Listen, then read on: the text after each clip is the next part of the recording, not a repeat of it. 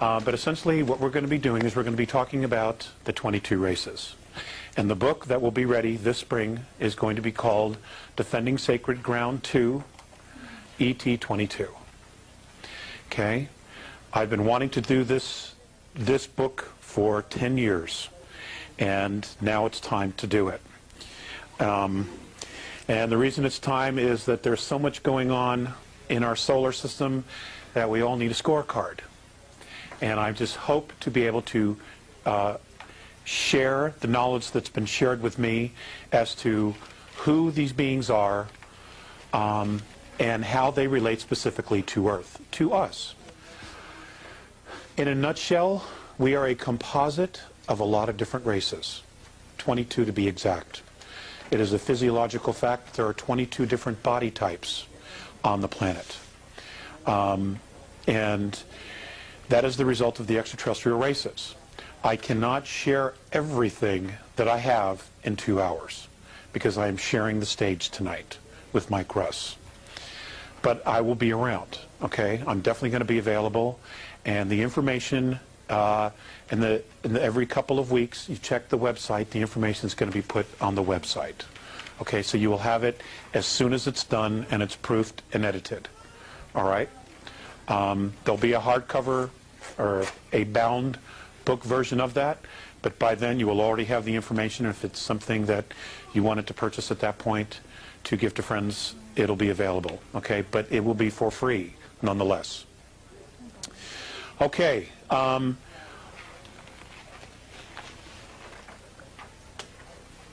not going to go into how it all started for me. For 13 years I've been telling that story, and I refuse to tell that story anymore. Okay, if you want to know, you can go to the website, www.lettersfromandromeda.com, and all the information's there, including book 1, which you can download for free. I'm doing that for the video, pretty much. Okay. Now, Earth history, we are taught a very, very shallow version of Earth history. We are also taught that we evolved from a single cell, that essentially we were an accident. Okay, all of us are just an accident. And something happened, something really weird, but yet something miraculous happened to a couple of chimpanzees, and ta-da, here we are. Okay? Should it be so simple? In fact, I like the real version much better than the concocted version. Okay? And so what we're going to talk about, what I'm going to start with, is I'm going to start with some of the Earth-taught timelines of history, and I'm going to blow through specific periods and just move it through to prove a point. This will be much more specific in the book. Okay? Earth formation. We're going to start with the Precambrian time, 4.5 billion years ago to 554 million years ago. Earth-taught history. The Earth is forming, along with other planets in the solar system. Earth is being born. Life is awakening. The first tectonic plates are beginning to move. Fungus, plants, animals, and organisms are developing, and the atmosphere is becoming enriched with oxygen. Okay? Extraterrestrial taught history, or I should say Andromedan taught history. An ancient race known as the Founders, who the Andromedans and the Pleiadians believe is an ancient race called the Patal. That's P-A-A-T-A-L. Is on an engineering program whereby environments of planets and terraforming is being done. They are doing this to make these planets and star solar systems suitable and habitable for organisms and for life. Rendering ecosystems that are filled with hydrogen, oxygen, methane, and ammonia. Okay, now take ecosystems, one being oxygen, or some being oxygen, some being methane, some being ammonia, and some being hydrogen. Now these are all gases. For the introduction and colonization of microorganisms, nanites, and all types of life forms. Self-replicating machinery and the bombardment by comets and planetoids to change the rotation and the chemistry of the planets. We'll get to the self-replicating machinery here in a little bit. The practice and engineering of removing moons to alter a planet's rotation and moving planets closer and further from their suns to either decrease or increase radiation received by the planets. Now, I want you to know that that specific engineering feat of moving planets closer and further away from the sun, moving moons, adding moons, is a practice that is absolutely in full swing today throughout the galaxy and in other galaxies. Okay? It is solar system building. This happens a lot. There are races, even the Andromedans are capable of creating a solar system. Okay?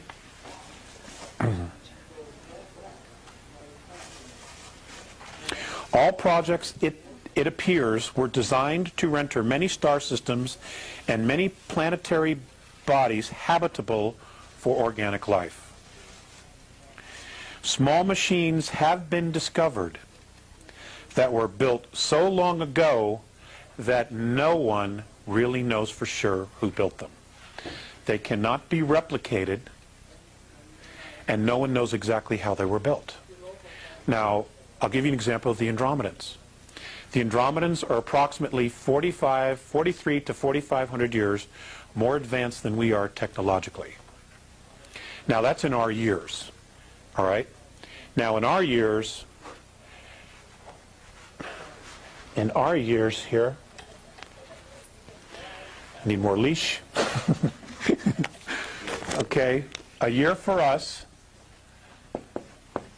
equals 365 days. Okay, this is one rotation around our sun. The Andromedans count years in a completely different way. In fact, almost all the extraterrestrials do. In their concept of age, of counting, especially in this way, what they consider a year is when every cell in their body has been fully replicated. Now, if we did that, 1 year would be equal to 7 years in our body. Okay, so it takes approximately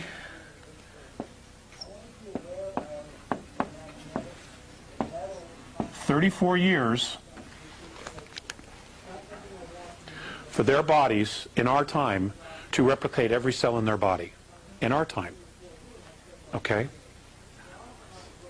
So it's hard to give you exact dates of when they say something happened to put it into our timeline, okay, of years, okay? Because in reality, if I say it was 4,000 years ago, then it's a lot longer than that, okay? But they've had a very hard time explaining to me exactly in our Earth time because they don't deal with the concept of time. You know, they just don't. All right? So, but I'm giving you these numbers in Earth years just to give you an idea of how vast our history is. Okay? Now, amazingly, these machines still work. The machines do not have a name in the English language. Okay? They don't even have a symbol that we could comprehend. So it's been explained to me that it is considered an antimatter machine. Okay? It creates matter. It creates molecules, which then create atoms, which then creates physicality.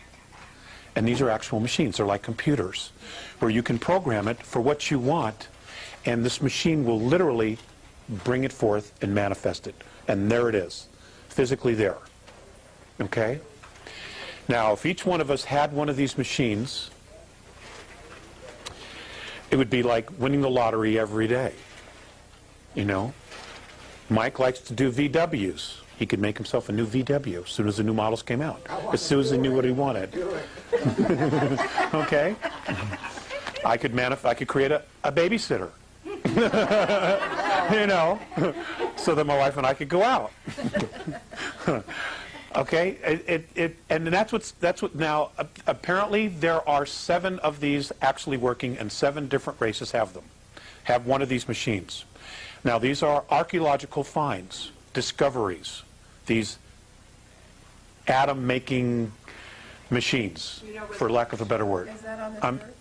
I'm sorry? Is that on this There is one on the planet. There is one here. Yes, there is. What? Is that the one of Jerusalem? No comment.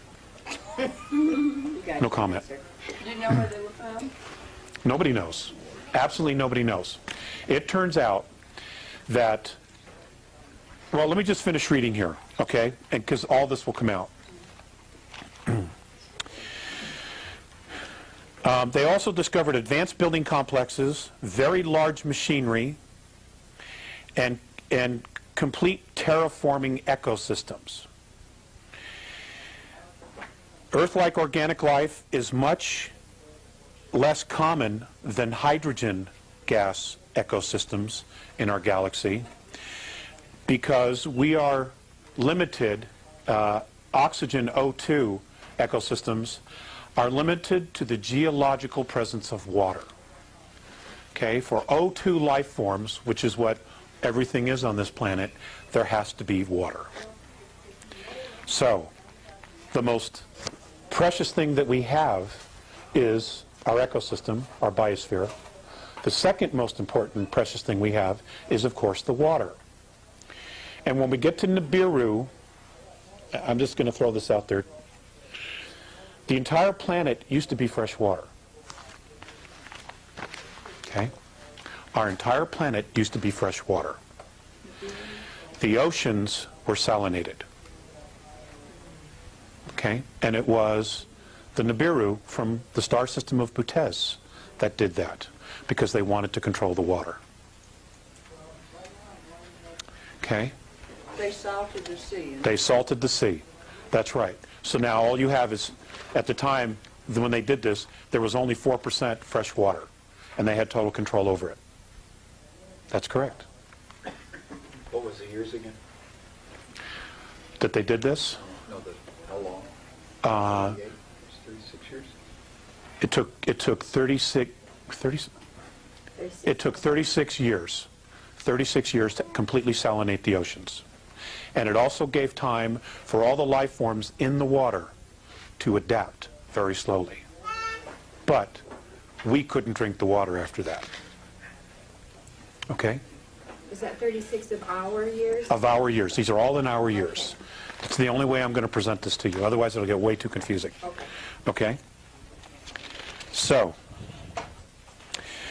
hydrogen ecosystems are much more abundant, as are methane, and because they are not complicated ecosystems. O2 ecosystems are very, very complex. The most complex in the galaxy.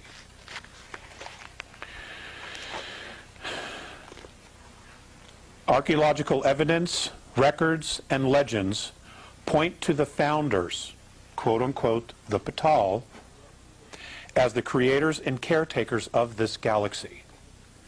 The disappearance and or extinction of the founders appears to be deliberate. And what that means is, and how it's been explained to me, when they use, we all know what disappearance means, but to the Andromedans, when they refer to extinction, if there is no physical record of them on third density, they're extinct on third density. That doesn't mean that they're gone. It could be that they evolved or ascended to a higher frequency, or they dropped down to a higher frequency to create third density, and when they were done, they left. But they are extinct on third density. Okay? See, in sharing this information, this particular information that I'll be sharing in the next year, it's important to stretch yourselves to try to think holographically here, okay? Because there are so many implications to this information, and it's difficult to try to express that because the English language is so limiting, you know, to try to give you a concept about how this was all done. When the Patal apparently left, according to the archaeological record, other life forms, sentient life forms, reptilian, human, plasmic, methane life forms, all begin to appear and do appear in our galaxy in full form. Okay, now just think about that. They appear in full form. That means that they came from someplace else, or they were brought from someplace else. There was no millions and millions of years worth of evolution into this. Okay? And this is the same problem that our archaeologists have on planet Earth. Okay? They keep espousing evolution, but there's just no proof of the evolution in the geological, archaeological record. There just isn't. Things appear fully formed. Okay? It's amazing stuff. Now, are the Patal archangels? Are the Patal the gods? Nobody knows what they are, which is why they just refer to them as the founders, because they don't know. Okay? They don't know. The Andromedans do say that there is a creator. They, in their belief systems, in their traditions, say that it does not carry a dominant male frequency. In their opinion, it carries a dominant female frequency. Okay? So, in their opinion, and I'm telling you, they're real men. You know, the creator is a goddess. Okay? Does exist. Okay, so we blew through that. The Paleozoic era, 554 million years ago to 245 million years ago. A dramatic explosion of diverse, multi-celled animals. Well, they put that because suddenly everything is there. It's in the geological record. They don't know how it got there, where it came from, but it's there. So they just say, well, it just exploded. There it is. All these different things show up out of nowhere. Species appear with all living animals, almost all living animals and species appear within a few million years. Again, there's no evolutionary process here. They just begin to see them in the archaeological record. And each consisting on different parts of our modern continents. Now, at the time that this was happening, the North and South Pole were different. Okay, the planet was literally laying on its side. It had already had a pole shift, one of its many pole shifts. Okay, which is where the physical North and South Pole rotate, usually following a magnetic pole shift if it's done on its own. If it doesn't do it on its own, that is because a planetoid or an asteroid hit the planet, made it roll, and then what happens is the magnetic poles will either correct it over time and make the planet rotate back, or the magnetic poles will follow. Okay? I do not understand the mechanics of that. The west coast of North America ran east and west along the equator. Africa was the South Pole. Okay?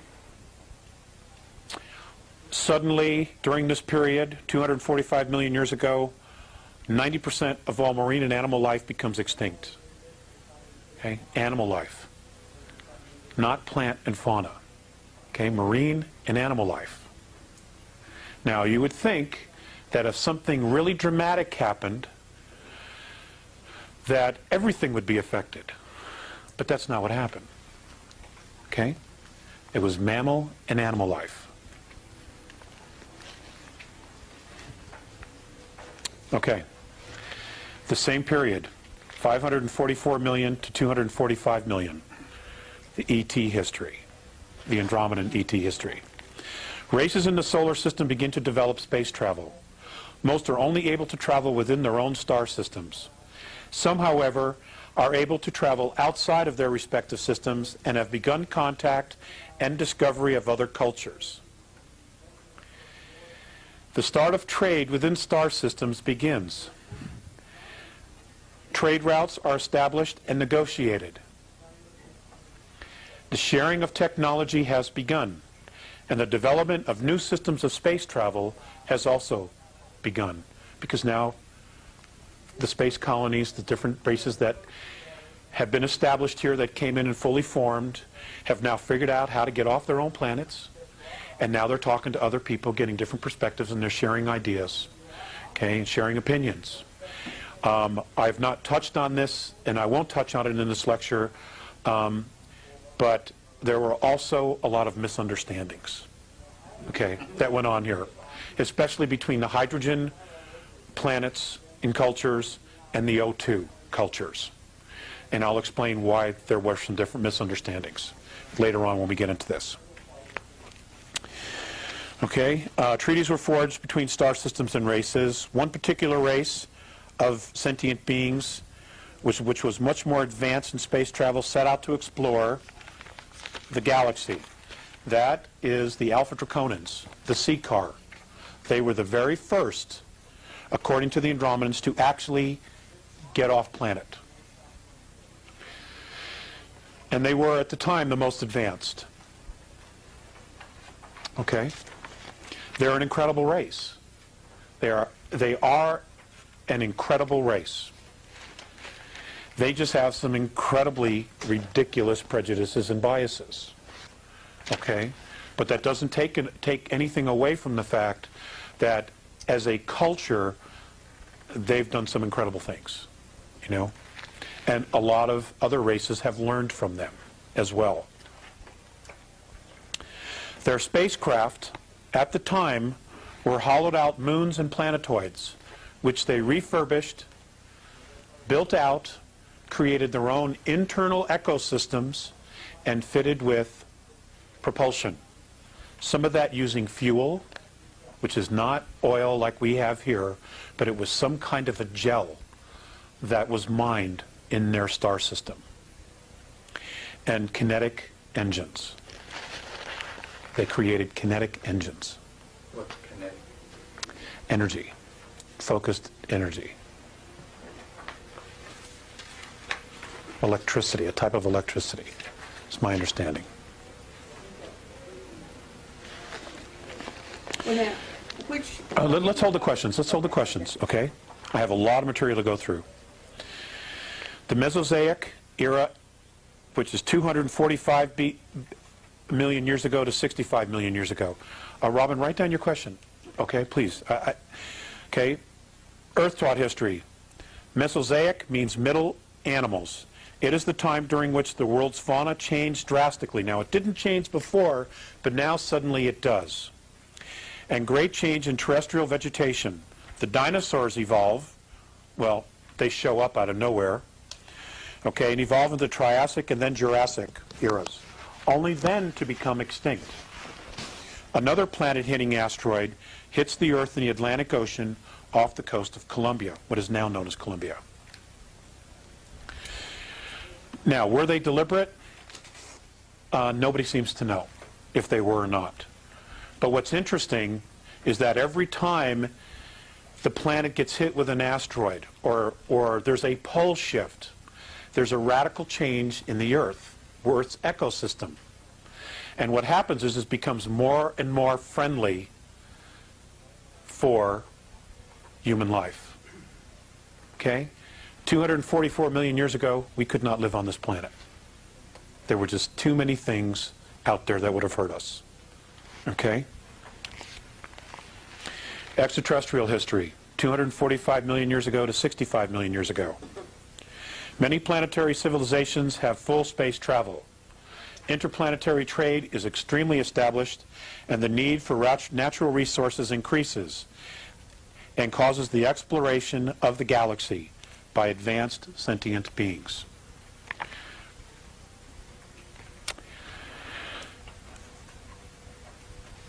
Space travel has been in progress and trade for over 17 million Earth years at this point. Okay? 17 million years. Look at what we have accomplished in 4,000 years. Okay? Look what we've accomplished in 4,000 years. Okay? And we know we've been held back, and we also know that there's technology that's been hidden from us. Okay? So, the most well-established star races are the C car of Alpha Draconis, or Draco, the Orion star civilizations, and the Lyra Vega star system. Colonization is in full swing. Many planetary alliances set up rules of colonization and are now reaching further and further out into the galaxy. So here, 245 million years ago, our star brothers, okay, our ancestors, because we're the sum total of 22 of these races, our ancestors already had space travel, and they were already setting up rules of colonization amongst themselves. Okay? That's just amazing to me. The discovery of space highways. Space highways are what our scientists theorize to exist as wormholes. Okay? They're space highways. The discovery of these is made during this period. To date, 17 have been discovered in our galaxy alone. 17 wormholes. Okay, and for those who don't know what we're talking about, this is our galaxy, the little dots of the stars, and what you have are tunnels that go to different parts of the galaxy. Just to give you a little example. And it's believed, or our scientists theorize, that if you can tap into one, you're on the other end of the galaxy in almost no time, in a blink. Or like the movie Stargate. Okay? That's the idea. Several of these connect to other galaxies. Okay, so, and we all have to assume that at least one of those connecting tunnels would be to the Andromedan galaxy, okay, which is over here. So you've got a hole here. Okay, now you have a way to get there in like 0 time or incredibly fast, so that it's not a situation where you get in your rocket and by the time you get to your destination, everybody's dead because of old age and everything else. Okay? Because the galaxy is huge and it's expanding all the time. Okay. But as the galaxy expanded, many of these tubes of focused time, that's the Andromedan perspective of what a wormhole is. Tubes of focused time. I cannot explain it to you any more than that. Okay? Because I do have some notes that are still stored away in a storage unit in another state where they have had to be put for safety, and I've not gotten them yet. Okay? In fact, there's 3 boxes of notes. It does not even go there. Okay? These 7... I'm sorry. Some of these tubes have snapped. In other words, as the galaxy expanded, okay, there were breakages in these wormholes or space highways. No galactic races to the present time, and this is as of 11 months ago, Earth time, okay, knew how they were built, or who they built them, or who built them, and they can't be repaired because we don't know how they were built. Nobody knows how they were built. Okay? There is an assumption by many that the founders created them, which is how they were able to do all of the terraforming and echo building in the galaxy in preparation for life to be introduced here. There is an assumption that that's who built it. The truth is, we don't really know for sure. It could have been built by someone even before them. We don't know. Okay? Because according to the Andromedans, third density as we know it is 21 billion years old. Okay? The universe that we know of, which includes all the dimensions, is 21 trillion years old in Earth years. Okay? Which is a staggering number. Absolute staggering number. Okay, we're going to get to some slides here in just a little bit. Okay. According to Morine and the Andromedans, only 2 of the superhighways, the wormholes, have not snapped in our galaxy. Okay? So out of the 17, 2 are still fully operational. As trade increased, the spread of life forms also takes place.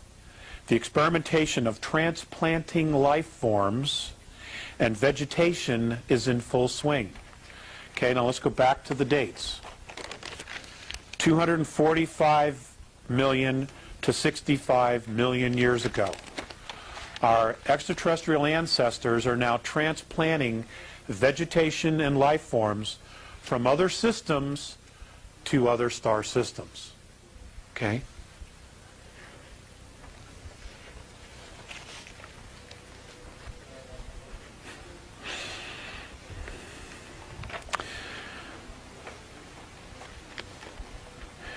The transplanting of life forms is only with life that has potential. Now, what their actual definition of that potential is, I can't tell you because I don't know. But according to Morine, this potential can only develop in complex ecologies. And by far, the most complex ecology or ecosystem in the galaxy is O2, oxygen-based, which is what we are. Truly complex ecosystems only occur in a relatively small number of planets in the galaxy. Now that might be, several billion planets, but when you take into account, how many suns and how many actual star systems we have, it is in fact a small amount. Even though to us, we would say, my God, there's 200 billion Earths out there.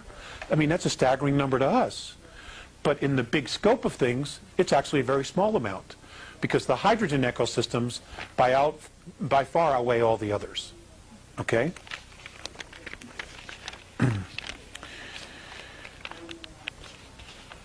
It follows that a complex ecosystem, planet-wide ecosystem, is the next most valuable thing in the universe to consciousness.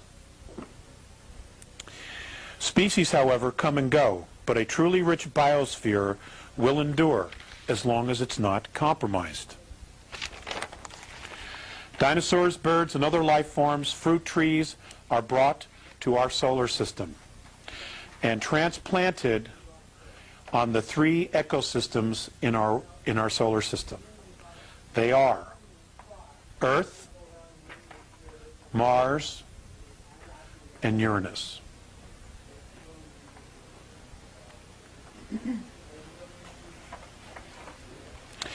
All developed extraterrestrial races have already impressed on their civilizations that conservation of biospheres was and is simply a necessity. Okay? This is 245 million to 65 million years ago. Okay? They were already teaching their children about conservation of the ecosystem. Okay.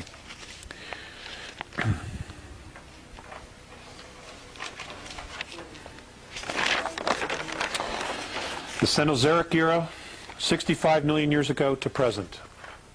Okay? We're going to get through this, and then we're going to get really down into some fun stuff. Earth-taught history, sometimes called the age of mammals, because the largest land animals and mammals show up during this time. It is also the age of flowering plants, the age of insects, the age of fish, and the age of birds. Okay? Andromedan-taught history. Our solar system is being visited more and more. 3 very complex ecosystems exist here already. Okay, we've already covered that.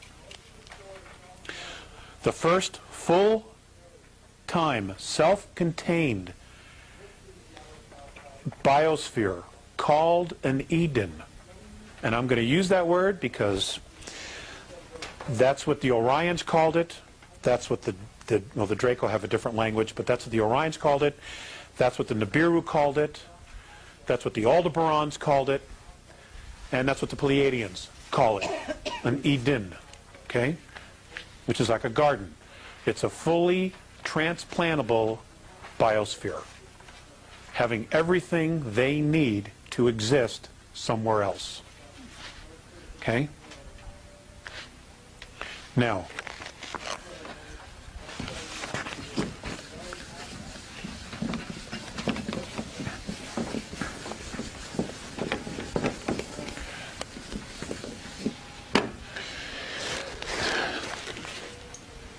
we do not really appreciate how smart our ancestors are. Okay? Because they don't always travel in very large spacecraft. But what they have learned to do is travel light and make sure that whatever it is that they need, they have or they can grow. Now, virtually every mothership has an internal ecosphere. Every one.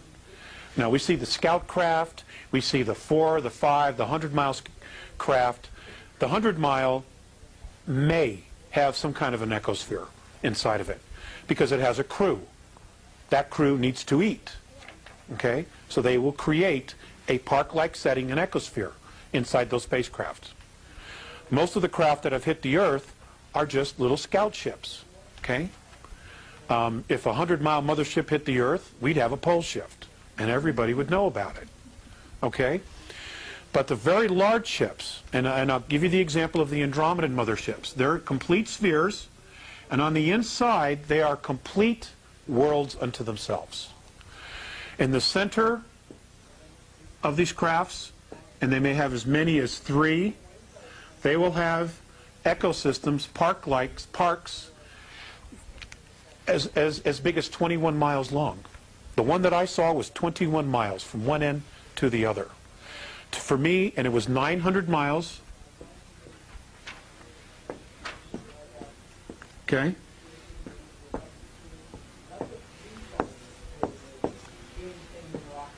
And for me to literally see every inch of that ship would take 25 years. That's how big it was. Had everything. Everything. In these parks, you could not even tell that you were in a spacecraft. You would think you were in a park, you know. Agora Hills, California, Rocky Mountain National Park, Central Park, although I don't necessarily want to hang out there. You know, Central Park, but, you know, without the crime. Okay? And they're complete unto themselves. Everything is grown aboard the craft.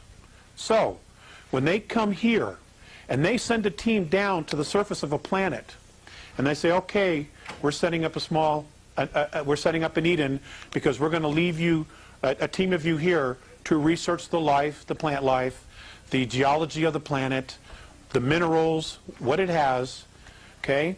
What they do is they literally drop, can be as many as 12 type of cylindrical antennas. They plant these antennas down into the ground, at least a mile into the ground, and when they flip these things on, they connect. And when they connect, when they turn on and they connect to each other, they create a dome. Okay? A dome. It's a frequency dome. And then all they do is they unload the plants, they unload the fruit trees, everything they need, and this biosphere is exactly to match their physiology. Doesn't have too much oxygen, doesn't have too much carbon. It's exactly what they need. It can even be hydrogen. Can even be hydrogen, because what it means is then once they leave, they just wear a spacesuit and they can go out and do their work. But when they come back from doing their work, they enter their biosphere, and it's like living on the home planet. Okay? This is what I'm talking about. This is what an Eden is. Okay? This is what Richard Hoagland's been talking about all those years with the dome structures. This is what he's talking about. This is what these things were for. Exactly. Okay? It's good stuff. God, it gives me the chills. Okay. The very first one was founded in North America, what is now North America. Okay? Along what is now known as the New Mexico-Arizona border. And it was founded by and established by the CCAR, which are a hydrogen-based life form. Okay? So they had to have something like this. Now, hydrogen is a gas, okay? It's not something we can use. We can't, our physiology simply will not allow us to breathe and live in an environment like that. But hydrogen, the beings tend to be very large. They tend to be a little bit slower in movement. Their body frequency, the rhythms of their biosystem are much, much slower than O2. And the one thing about hydrogen-based life forms is that they cannot go faster than the speed of light in space travel. They can't. Where O2 have been known to go 4 times the speed of light. Okay? And that's been a real problem for the hydrogen-based beings. Okay? In lectures years ago, I talked about how prejudice is an extraterrestrial perspective. That's what I've been taught by Morine Faceus. Okay? So all the prejudices we have, we've learned. We've formed some of our own, okay?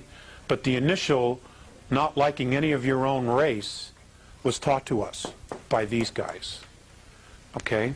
Millions and millions of years ago. Okay. Now, this first Eden was created 899,701 Earth years ago. Okay? And this was by the CCAR in New Mexico, Arizona border. Okay? They still fancy the desert. They still fancy the desert, the reptilians. Okay?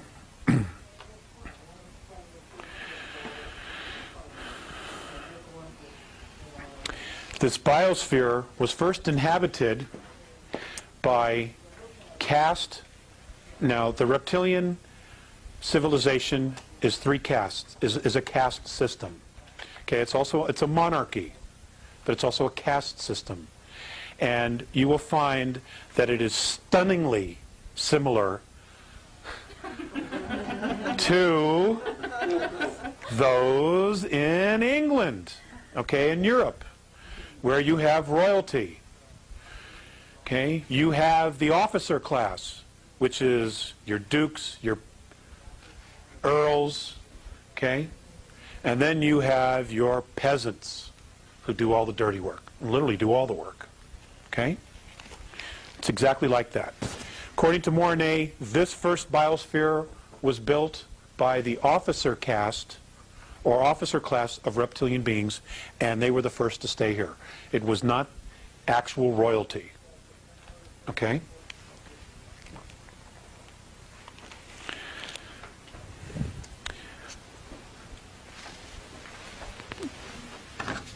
Okay, everybody have this? Okay. Several thousand years later,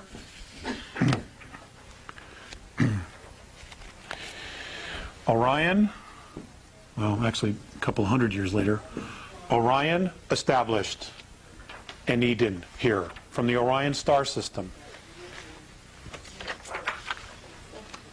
God, I'm so bummed my wife is missing all this. Okay. If you have your cheat sheet that I handed you,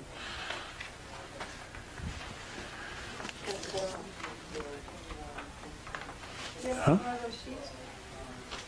Oh, yes, I'm sorry. Good. Thank you, Mike. Okay. In Orion, they come from Rigel and Betelgeuse.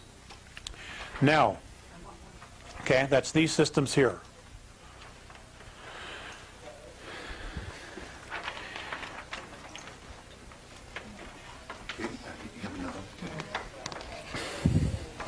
It's okay, I'm glad I brought extra. Now, Rigel, the star we call Rigel, the Orions, their name for this planet, for this star system, is Cyclopesis. In their tongue, it is called Cyclopesis. And whenever they go to a formal function of a galactic event, where there are other star races there, and we'll talk about, we will get to that, the proper way that they introduce themselves, and this is what the Andromedans do, and apparently it's tradition, and it was done, and everyone, whether they're enemies or not, have agreed to these specific introduction traditions so that there's no misunderstandings. Okay? So they've created traditions, and everybody does it, no matter what. This is what they do. You introduce yourself, you give them your full name, any rank or office, and the star system that you're from. So, Alex Collier, father, because I don't have a rank or an office, okay? Sol system, Terra 3. That's how I would properly introduce myself, so that whoever it is that I'm introducing myself to knows who I am and where I'm from. Now, if you're an extraterrestrial, you're all talking, most of them are telepathic. So therefore, they're giving the same information, but as they're giving the information, they're also flashing star maps because that's what's in their head, you know, and the other races immediately acknowledge that because they get all that, okay? Okay, Orion established their first Eden in what is now called, I'm going to write this down for you, Uramani, China. The date, 763,132 years ago.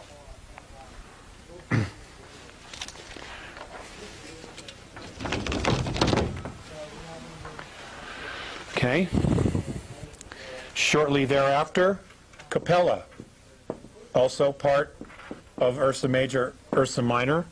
The Capellans established their first full operational Eden 741,237,000 years ago.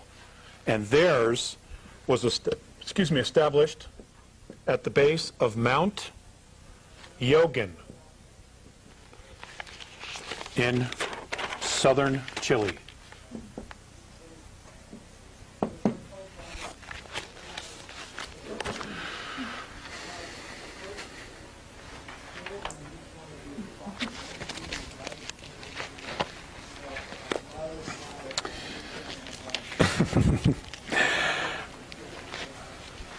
Next are the Vegans. Now this is not a plant-eating race. I just want to explain that. Okay, they're from Vega. They're also known to us as the Lyrans, who are literally our human ancestors. Okay, they established their first colony 701,655,000 years ago in North Africa, along what is now known today as the Libyan and Niger border. Okay? And I want you to know that on an archaeological perspective, from what I've been told, there in Ethiopia, there are absolute amazing things yet to be dug up there that have been left behind, that, you know, the cavemen did not build. Okay? Okay. Next, we have the Cassiopeans. Cassiopeans, 604,003 years ago. This is an entirely insexual sentient race. That's Algeria, North Africa.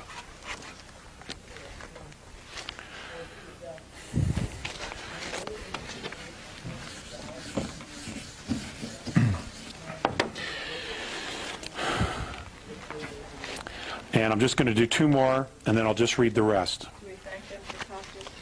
Yes, we can. Yes, we can. Okay, the next is Butes.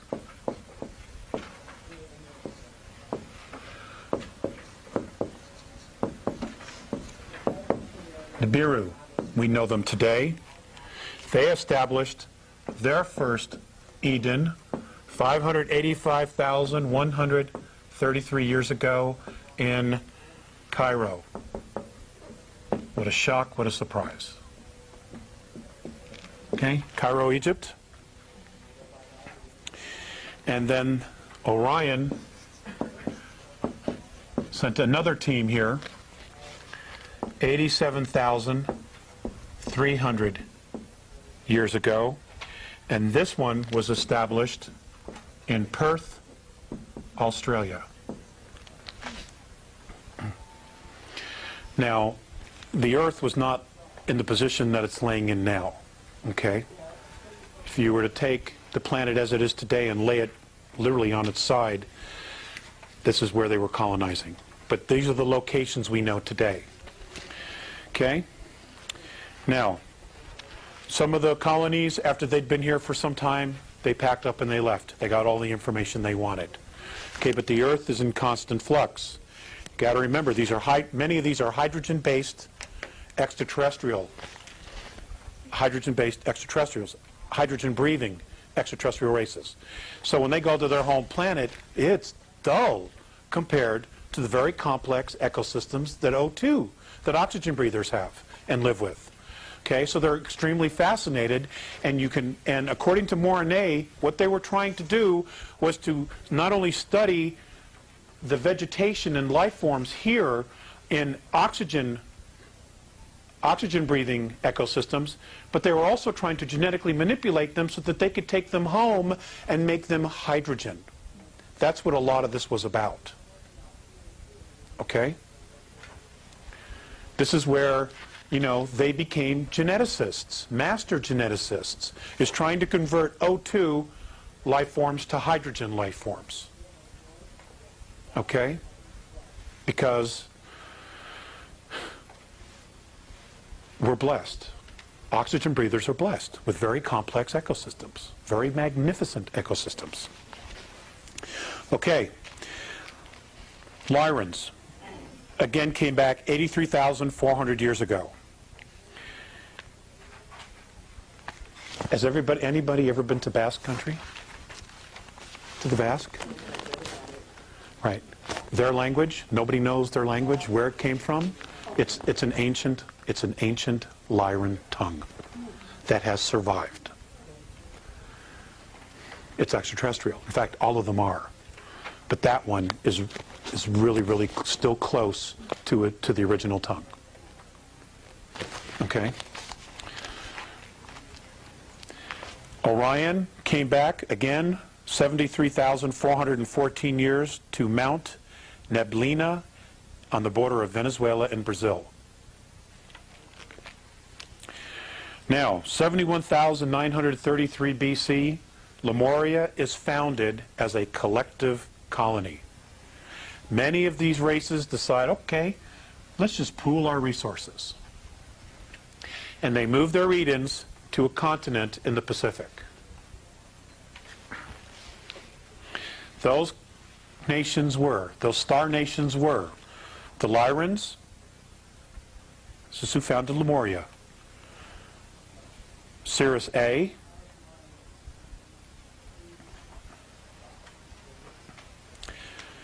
Pleiades, races from Tegeta and Meropa, specifically. Those two star systems, Tegeta and Meropa. Ursa Minor,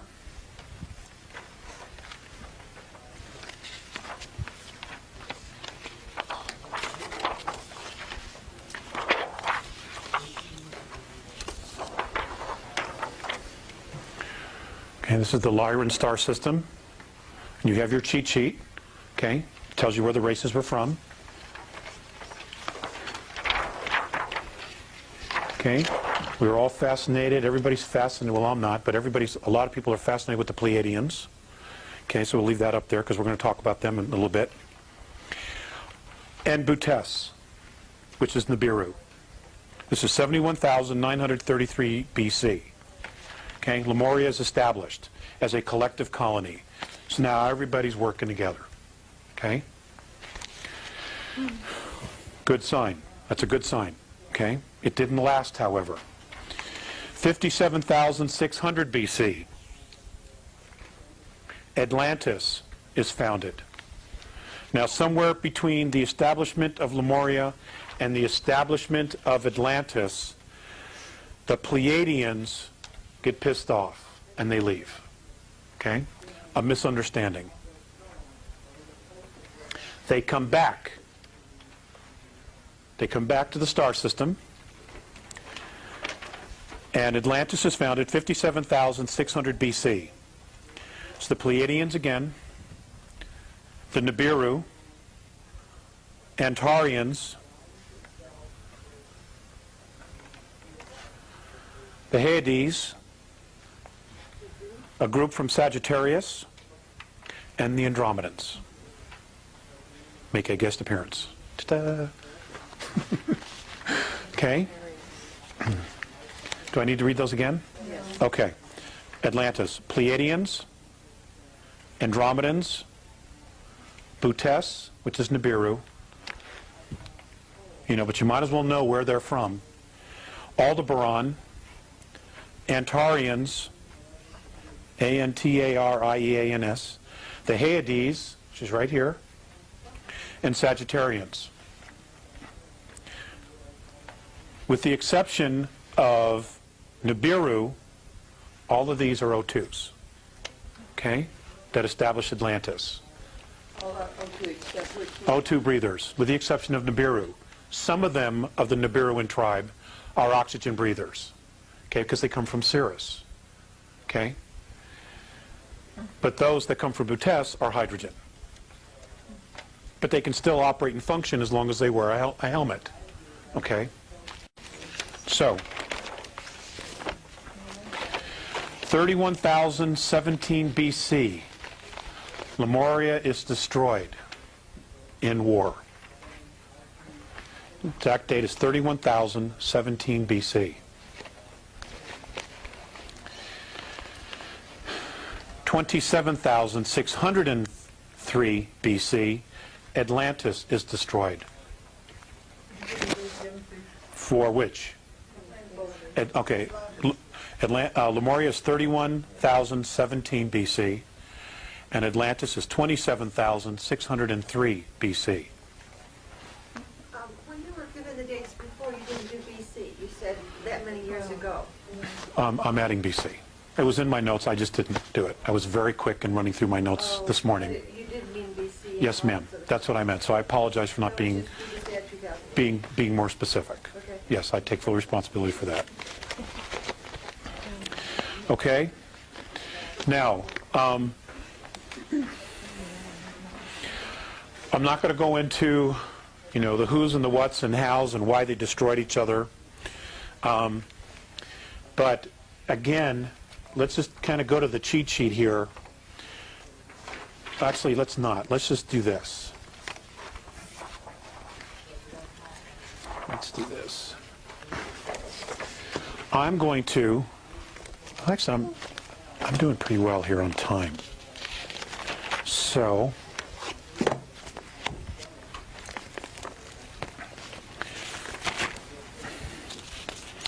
let's talk about the races, okay?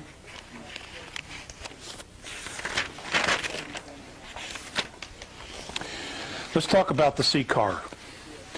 Alpha Draconis, the ancestral line of the reptilian races in our galaxy. The sea car themselves, according to legend, do not know exactly where their home system is either. That's how big the universe is, or the galaxies are. Okay, the universe. Okay, that's how big it is. According to the Andromedans, there are 100 billion galaxies known and mapped in the known universe.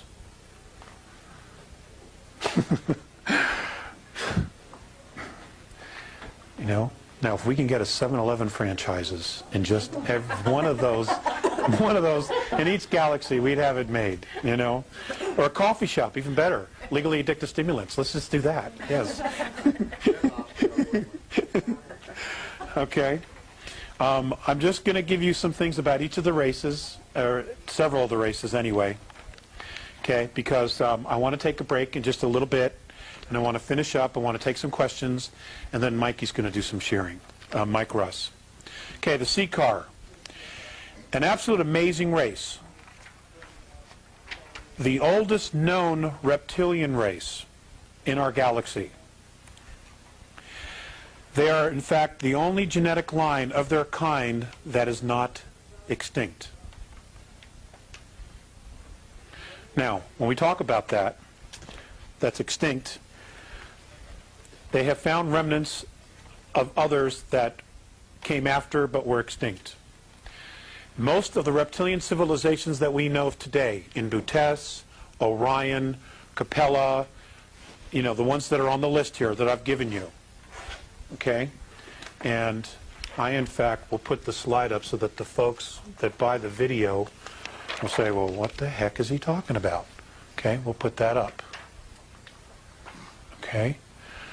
And then we'll move it up. They are all genetic manipulated half-breeds of the original sea car race.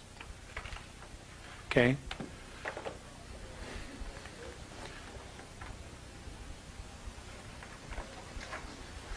Okay? So, just so that you understand that. They stand 18 to 25 feet tall and can weigh up to 2,500 pounds. They're like Tyrannosaurus rexes. They're monsters. Up to 2,500 pounds. They have black, leathery brown scaled bellies. They have multiple abdomens. They have whiskers along their chin and jawline. They had a mating claw and multiple tongues. I'm going to give you some very specific information. A mating claw. What does that mean?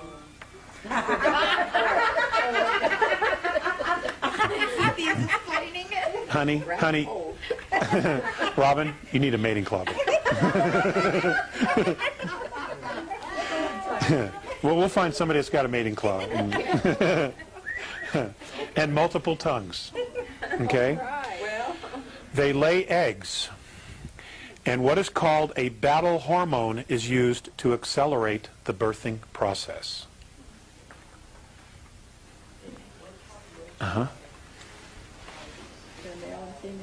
Yes. They are a duality. This is why ancestral females did not participate in war. It's because if they did, there wouldn't be anybody there to help with the eggs. Okay? They also have to be there to secrete this hormone. Okay? I'm only sharing with you what I know about them, okay? I'm sure there's a lot of questions. Okay. Did not participate in war. Stronger young females were expected to defeat and kill older and weaker leaders in ritual combat. The Seeker race is ruled and managed by genetic lines, genetic lineage.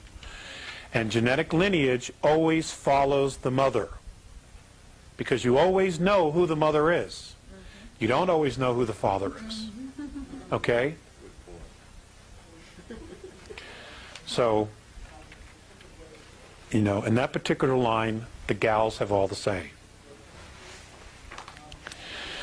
Ruled by a monarchy of a queen genetic lineage, they are one of the most powerful races in the galaxy. They have some of the greatest military might that has ever been seen in the galaxy. And most of the clan members are zealots and will do anything for the glory of their clans, of their lineage.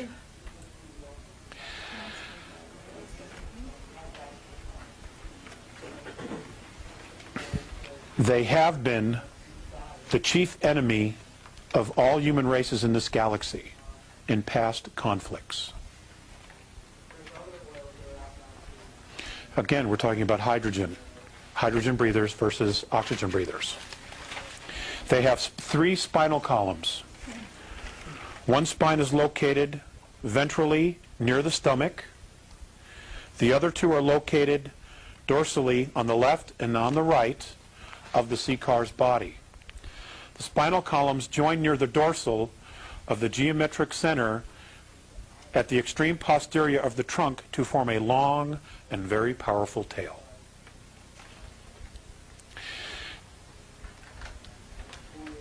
Inside of the hands or claws of the Seeker are jelly-like sacs that excrete various hormones and substances when the Seeker is aroused, either for sex or for battle.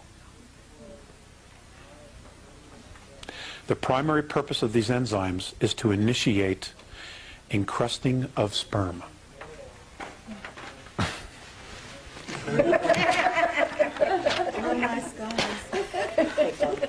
Okay.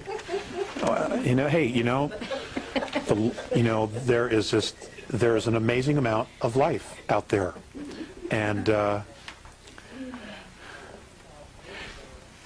they look at us and they think we're beasts as well. Honestly. Okay. Now, I'm going to talk about the Lyrans. Now, when I'm talking about the Lyrans, and then I'm going to talk about the human race as a whole, about some other things here. I've got some pretty good notes. I'm also talking about us, okay, and our ancestors, and all the ancestors of the ancient Lyran line, genetic line. Okay, now before I even get to that, I'm going to read the first sentence that I have on humans.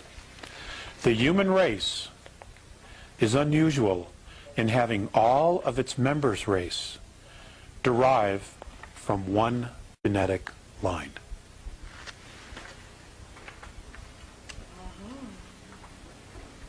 Okay? That's an amazing thing. That is an amazing thing.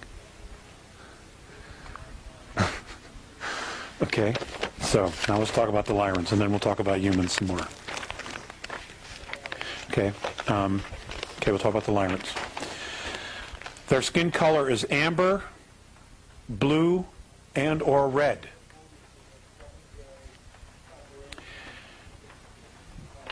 The color of the stars in their planetary systems is what caused their skin tint to change. Okay, depending upon the frequency and the UV ultraviolet scale of their stars. Okay?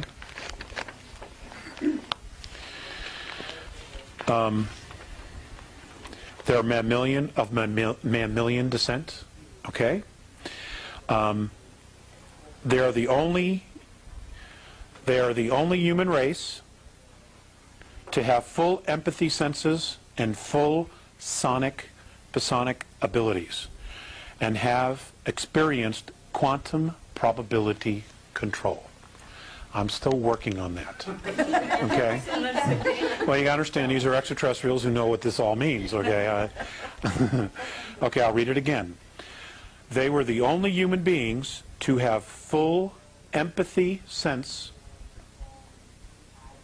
full psionic abilities, psionic, and have experienced quantum probability control.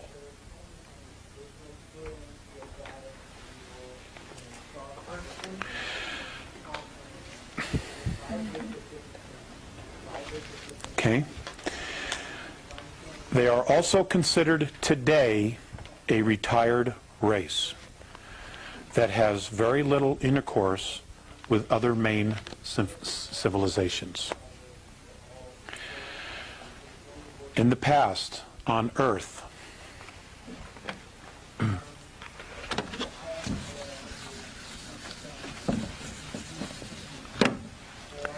they were known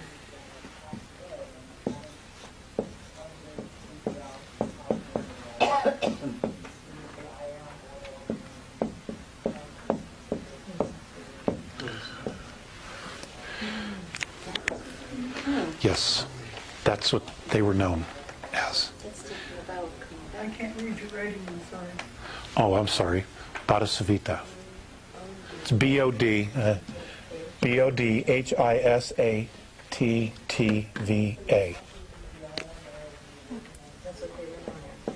Yep.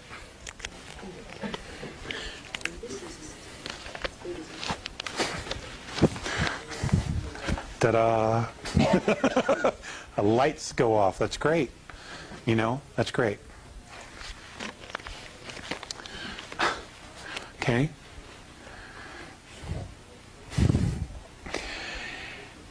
They have been known to monitor and provide guidance for some planetary systems. Some planetary systems today see them as their protectors and guides. They're worshipped, in other words. What's interesting is that the Lyrans prefer to live on ringed worlds. They just have a preference for living on ringed worlds. And on the Andromedan Council, they are known as an elder race, which carries great prestige on the council.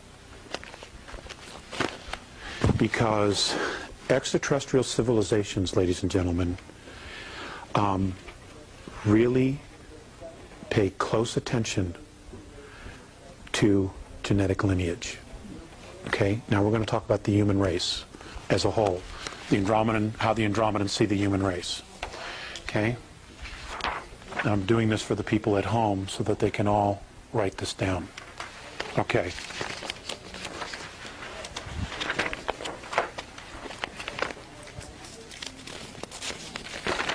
Some of this will be a little bit familiar because I've touched on it, but we're going to talk about it again. The human race is unusual in having all of its member races derive from one genetic line. This accounts for the remarkable causal interactions, casual interactions of the great human civilizations. But for better or for worse, human galactic civilizations, even if they compose a single clan, have diverse evolutionary histories. Okay, each culture is very different in the way that they've evolved. Okay?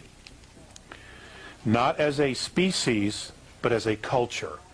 Okay? I want to be specific to that. And misunderstandings and conflicts have occurred. Traditions exist to minimize the likelihood of misunderstandings and to lessen the negative consequences of any miscommunications that might occur. So they put in place, they were sentient enough to know that they needed to put things in place to try to minimize human versus human war. Okay? Well, not on this planet. No, it didn't. You know, and I think they're still working on it. Okay? In addition, the behavior of individuals does reflect on the species and the clan. Okay, now this is an Andromedan race, an Andromedan human race, sharing this with us. Okay? That individuals, the actions of individuals of those races does reflect on the entire clan. Okay? None are faulted for polite or proper behavior. Informality is always at risk of being misconstrued or miscommunicated. The traditions of human interaction were developed by the ancestors over the ages. When an elder race insists that a new civilization observe traditions, okay, an example, the Andromedans come down, they introduce themselves, they say, okay boys, it's time to go to the show. Okay? It's time to go to the show. What happens is, in the show being the Andromedan Council, we are being asked to be invited to the Andromedan Council. What they will do is they will teach us the tradition, the proper way of introducing yourself, of acting before all these other civilizations. Because you will be misinterpreted if you walk in, hey, oh man, what's happening? You know, it'd be completely misunderstood. Okay?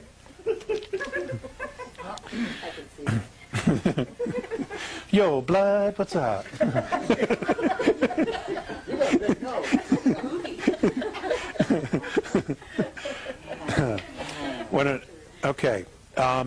That a young civilization observe traditions. It helps the young races build a culture that will function well in galactic civilization, as well as help guarantee that this young race will become a virtuous and productive member of the galactic commonwealth. That's exactly Mornay's verbiage. I took it word for word. The galactic commonwealth. Okay? It is important that all humans be as polite as possible. This helps both the young and the old cultures, because many old are socio-biologically dependent on ritual. They have become so conditioned that this is just the way you do it. And their civilizations, their traditions are so deeply embedded that they're not going to change. Okay? We have that same situation here on our planet. We do. And can be psychologically disturbed by informal and rude behavior. That's what he says. If the occasion calls for it, apologize, and then speak only when spoken to. Never touch a fellow elder race person unless you are specifically asked to. Now, that leads me to something that I was taught, which I did when I was brought on board, and I met other races. And this is what the Andromedans do when they meet another race, okay? And I was taught to teach this to everyone here, which I've done, so I'm going to do it again.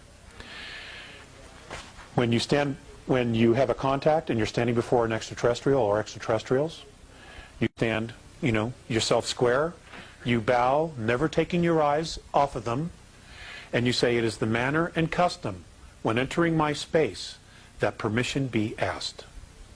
You say it very clearly, because what you are doing is you are declaring your sovereignty and you are declaring your space. All right? Because we are not that well thought of. So it's important to do something like this. You know, you got 10 seconds to make a good first impression.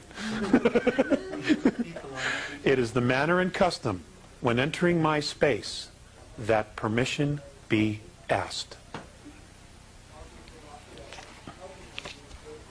Is that done verbally or? Yes, well, we would have to. We would have to do it verbally. They would probably respond telepathically. And if we didn't say that?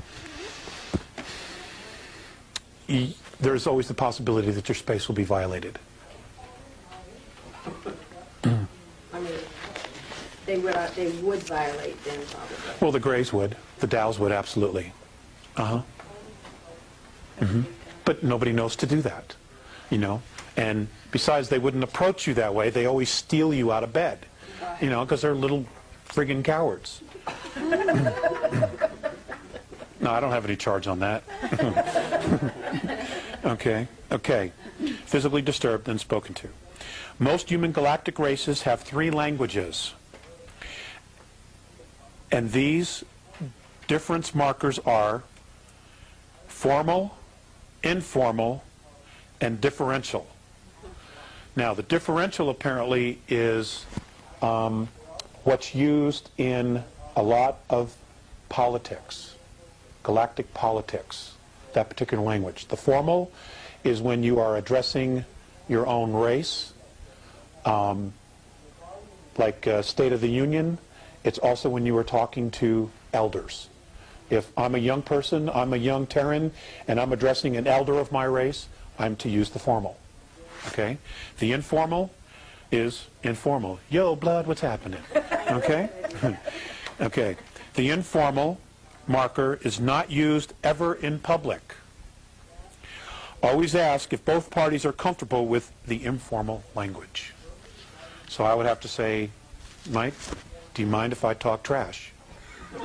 And Mike would have to say, sure, man, talk trash. Okay, and then we're both agreed and I can talk trash. It's probably a bad example, but okay.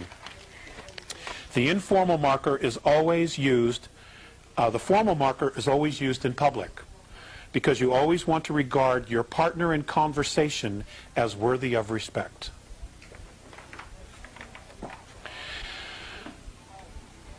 The prestige of a mature race is always subject to debate.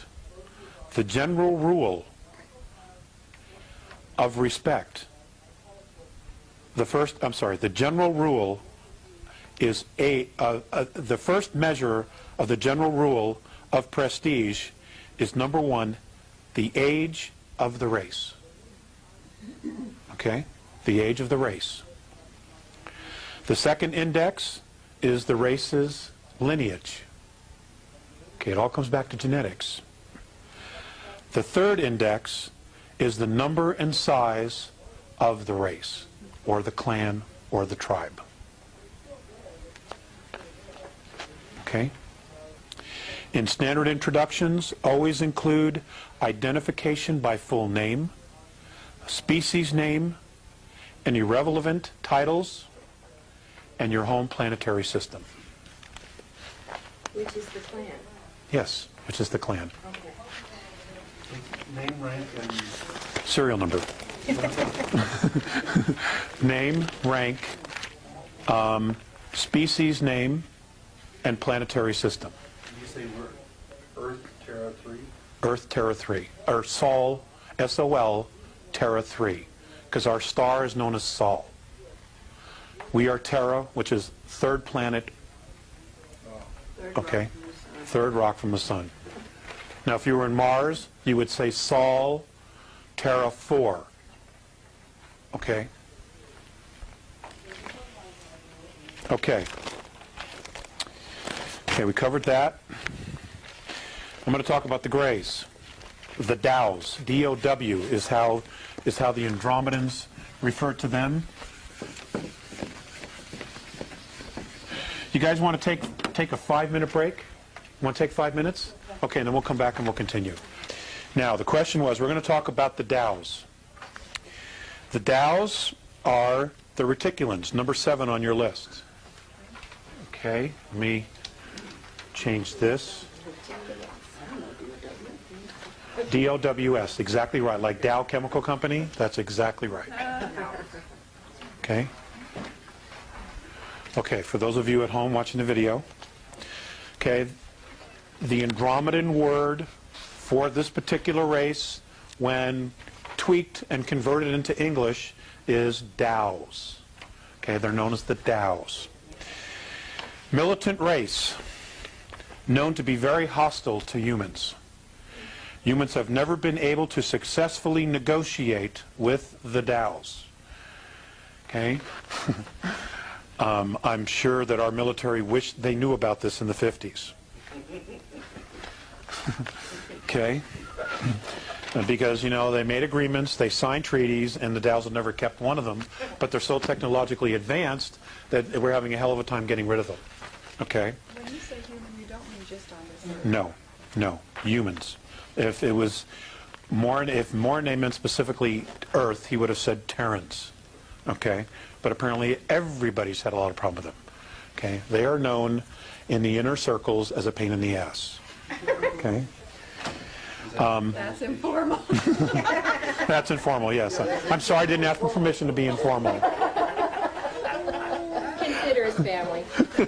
I do, actually. I love the small settings. Most avoid them at all costs. They have little empathy, if any at all, for human races, and believe that unworthy species will one day be exterminated. They have participated in all wars of enforcement. I want you to hold that thought, and I want you to write that down. Wars of enforcement. Okay? Because we're going to come to that. We're going to come back to that. But they're hydrogen, right? Yes, they are. The original ones are. Okay? They are, in fact, hydrogen. He was probably wearing some kind of an apparatus. The original, the tall, spindly ones. Yeah. The little ones, you know, the ones that do most of the dirty work, they're, of course, just organic clones. Okay? And they've been, you know, genetically bred to, you know, do the dirty work in O2 atmospheres, biospheres. Okay. They have participated in all the wars of enforcement declared by the reptilian alliances. Now, humans have also had wars of enforcement. Okay? And have been attributed with 3 accidental extinctions in the last 10,000 years. The Taos. Yes, have been implicated, or these 3 accidental extinctions have been attributed to them. Okay? I didn't say humans, extinction of humans. I didn't say that. Okay? Let me read it again. They have been, the Greys, they have participated in all wars of enforcement declared by the reptilian alliances and have been attributed with 3 accidental extinctions They were part in the last 10,000 years. Didn't say who. Okay, so I'm not going to say, yeah, it was humans, because I don't know that. The fact that they exterminated a race is enough for me. Okay? They are under investigation for excessive genetic manipulations of at least 2 races. Your Earth race being one of them.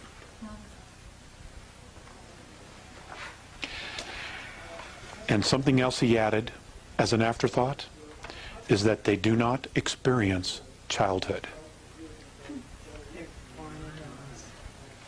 It's probably why they're all tweaked. Okay? They don't experience childhood. Okay. Wars of enforcement.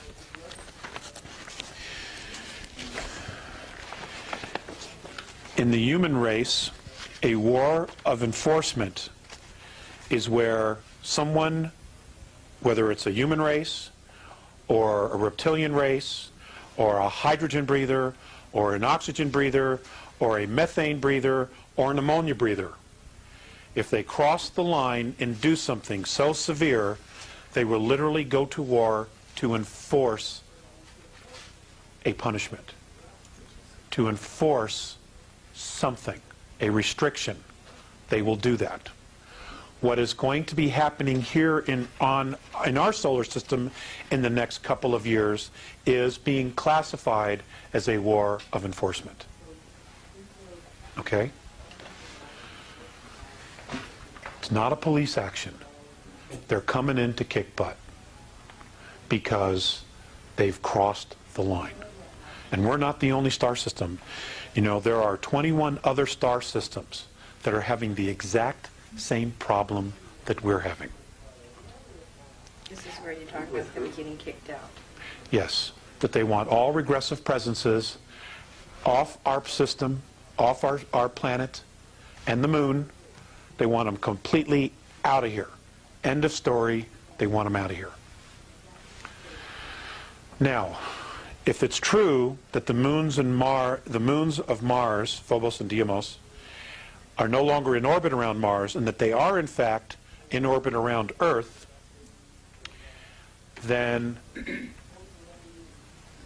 something really major is about to happen. Well, couldn't I see them? Apparently people do. Apparently people do. People are taking photographs. They are. People are seeing it. I myself have not. You know. But I live too close to Denver, and there's just a lot of city lights. But there are people back east who say they're seeing them, or people in Europe who are seeing them. You know, who said they've seen it. The solar eclipse in Turkey several years ago. European reporters, cameramen, who were taking pictures, got pictures of these two objects, and when they were blown up, they look exactly like Phobos and Deimos, following the moon. Both inhabited? No. Well, yes, they are. Yes, they are. Well, there's both spacecraft. They're both spacecraft. It's a spacecraft. It's an old, hollowed-out planetoid, converted with an ecosphere on the inside and propulsion on the outside. Right, it's a spacecraft. It's an older model. You know, you can find them on any good used spacecraft car lot. I want one. You know. And the Dows. Now, according to Mornay, and this was many years ago, before their alleged re-entry into our atmosphere or gravitational field, Mornay had said that the last time that Phobos, specifically, he didn't mention Deimos, had entered the Earth's atmosphere or gravitational field was when the Great Plague began. Was the plague intended to be a genetic manipulation? The what? Was the plague? It was. It was. There are all kinds of paintings and records of spacecraft flying through space. What's his name? The Gods of Eden, William Bramley. He's got it in his book, right? We talked about that earlier, Robin and I. Where, you know, they talk about starships, spacecraft, something flying through space, dropping spores. Okay? Weeding out. It's a weeding out. And this is the Dow spacecraft? Yes, the Dows. Okay. I want to cover a couple of the things before I get to some of the other races. Dolphins and whales. Okay? I'm going to lighten this up a little bit. Dolphins and whales in our galaxy are honored as sentient animals. They are brilliant philosophers and poets. Philosophers and what? Poets. Oh, really? Okay? And we think they're just big, dumb fish. Well, we know dolphins aren't. We're not sure about whales. Okay? But apparently they're absolutely amazing, amazing mammals. And have the admiration of many of the old races for their beautiful songs and storytelling. They have legendary stories of the whale dream, which is the cetacean race memory. So they tell stories about their lineage, okay, which they call whale dream. If the humans of Earth make extinct these species, they will have no standing in the galaxy. Star Trek. Star Trek. Then this is the only place. And you know, some of these guys, some of these writers, they're clued in. I don't know where they're getting this stuff, but they're totally dialed. Okay, and the same for dolphins. You know, we don't know their language, and it's an extremely sophisticated language. It's more sophisticated than the English language. You know, and it's apparently it's a trinary language, which is why we don't understand it, because we are so one-dimensional in our language. You know. Is this the only place they are, though? No, no. Whales and dolphins originated in Cygnus Alpha. Okay, I got one of those.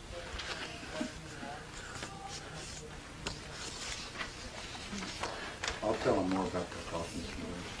Huh? I'll tell them more about the dolphins. Okay. Okay, now if you look on your little cheat sheet. Lift the lid of the... Oh, yes, you're right. You gotta keep an eye on me.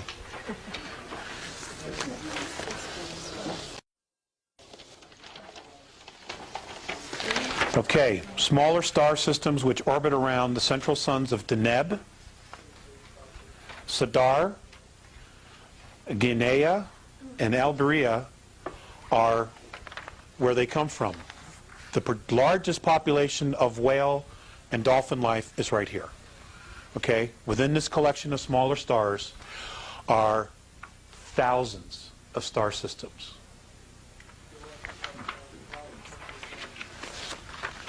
Why were they brought here? For song. They wanted to migrate. They wanted to explore the worlds. They wanted to add to the whale dream. Okay? And they were brought here millions of years ago, and they are recording. You know, and my understanding is that when they birth the young, they teach them the song.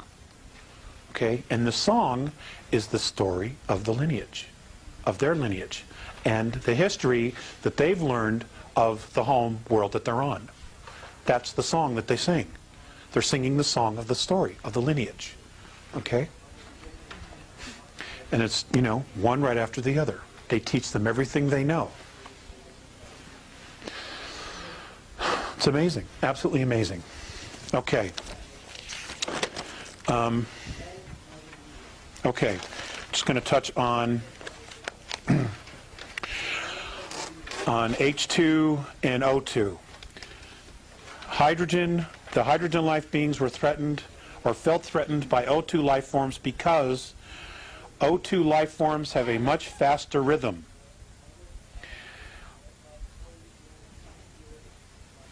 Hydrogen can only travel at near space light speeds. They cannot go beyond that. Okay?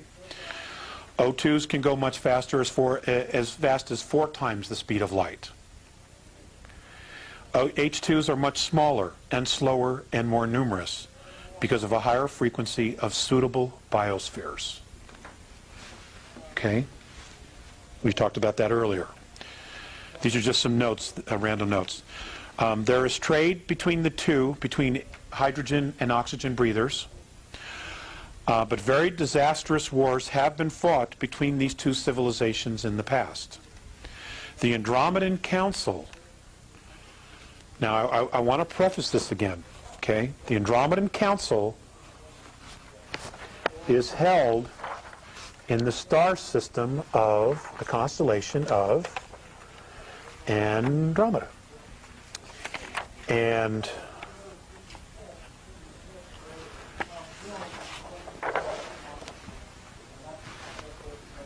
okay, and it's here at Mirosh. Okay, this right here. This is where the Andromedan Council is held. This is also where the star systems of Zenitae, all in here, Zenitae exist. This is where the Andromedan people live. Okay? These systems right here is where the Andromedan Council is held. They are. Yes, they are. The Andromedan Council was created to study migration and to try to limit contact between hydrogen and O2 races, and hence to stop conflict between the two great orders of organic life. Communication between the two species at times remains quite difficult. Okay, that's how it got started. Okay. Interfacing with the hydrogen form, you should talk very slowly. Yes, you should. Everything you should say. And you absolutely want to use the formal, polite language so that nothing you say is misunderstood. Okay? You will know that because they will be wearing some kind of an apparatus over their nostrils. Now, those nostrils could be almost anywhere depending upon the species. Okay? If they're wearing a suit or some type of a helmet, then you can assume that it's a hydrogen. Okay? Or a methane or an ammonia. Okay? Because if it's an O2, an oxygen, he will not need that apparatus. Okay, the Andromedans. These are just some brief notes, and then we're going to do some questions, okay? They are tough, honorable, courageous fighters. They build massive ships to environmentally resemble worlds. Comfortable, solid, and durable craft. These are my own words. They are model galactic citizens. They are responsible to a fault. If they tell you they're going to do something, they will do it, even at great cost to themselves. Okay? They are very active in galactic politics and enjoy considerable influence in galactic institutions. Now, institutions have been set up, okay, especially with O2 civilizations. Those civilizations are the Institution of Civilized Warfare, okay, upliftment. You people would know that as ascension, okay. Their word is upliftment. They don't use the word ascension, okay, and we'll talk about that in a minute. Migration, which is colonization, and traditions, okay. They are very patient, thoughtful, and above all, careful. They have been responsible for the official stoppage of hostilities in many wars and assisted in the withdrawal of all forces that were in those conflicts. Okay, upliftment.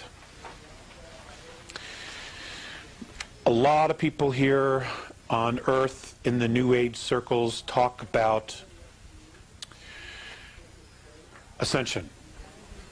But, you know, nobody really knows what the ascension is.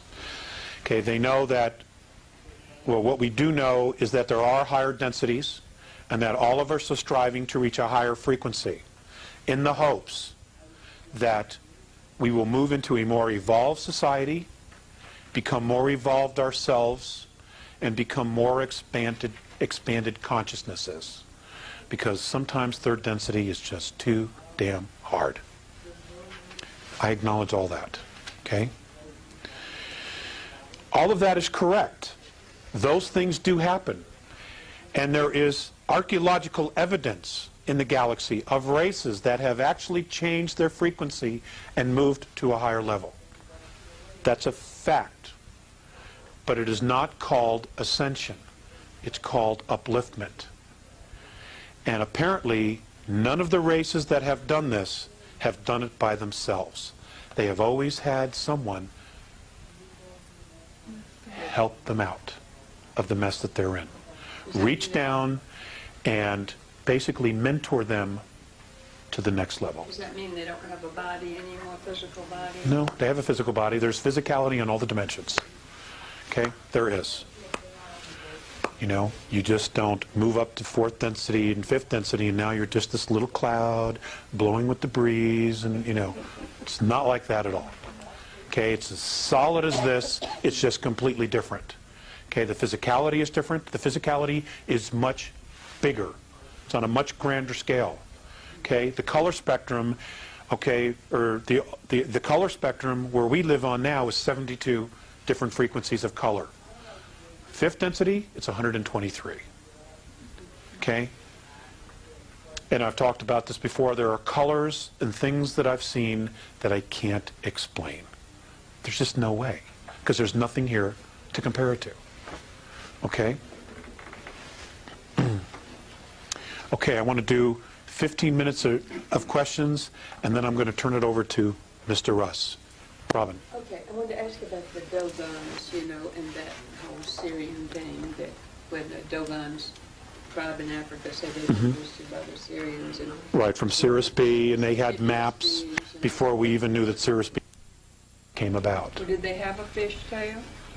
I'm not aware of that. I'm not aware of that at all. I have an actual fish tail. No. Do we Demi. know, you mentioned upliftment, do we know who or if we are being helped with upliftment? I think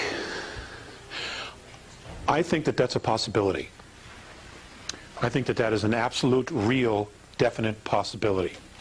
Because Visayas said to me once, before he crossed over, that our specific Terran race